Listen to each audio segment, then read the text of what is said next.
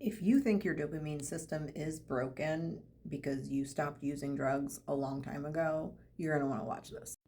You're going to want to follow, like, share, and save this one for later. So I've been doing some videos about the regeneration of dopamine receptors, and I get a lot of comments, people saying things like, mine's permanently broken, my receptors never came back, they only came back at a certain percentage, or it's been 4 years and I still don't have my dopamine receptor system back. And every time I ask, like, well, how are you measuring that? I either don't get a response or I get a response that indicates people aren't actually measuring it. They're just feeling flat and tired and anxious, unmotivated, depressed, and they're assuming that it's a broken dopamine system. So let me say this pretty clearly.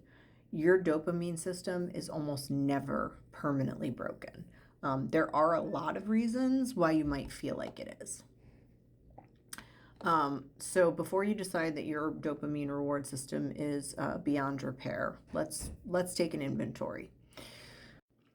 Are you doing the basics to actually regrow receptors? So not in theory, like in real life. Are you, getting adequate, good quality sleep? Are you hydrated? Are you eating protein? Are you getting sunlight first thing in the morning? Are you incorporating movement into your life? Are you keeping your blood sugar stable? Are you using real world distractions instead of digital distractions? Are you connecting socially with other people? Are you reducing your chronic stress? If you're not doing these things consistently, your receptors are not magically going to repopulate. So if all those things are in alignment, let's look at the next thing, which is, have you checked on things that mimic low dopamine? Because there are a lot of medical issues that look like dopamine dysfunction. Thyroid issues, low testosterone, low estrogen or progesterone. And remember, those levels can be low for you. They might still be in a normal range, but for you, they're low because maybe you lived your whole life in a higher range.